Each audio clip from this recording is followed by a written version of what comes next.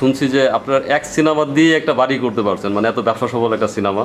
তো শুধু সেই সিনেমার গল্পটা এবং বাড়ি বানানোর গল্পটা একটু শুনবো। এটা স্বাভাবিক কথা।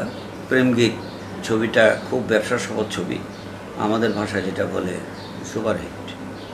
তো সুপার ডুপার হিট ছবি।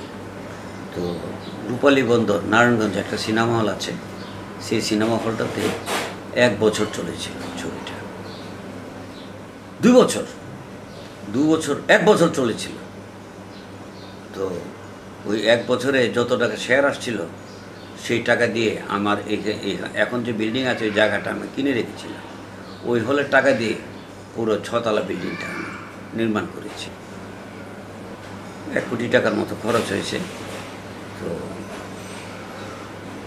ওই নারায়ণগঞ্জ রূপালী বন্দর সিনেমা দিয়ে এই ছবিটা আমার একটা প্রিয় ছবি, কারণ এটা দিয়ে এখন আমি অবস্থান করছি। ওটা না হলে হয়তো ভাড়ার বাড়িতে থাকতে হতো আমাকে, এখন নিজের বাড়িতেই থাকি।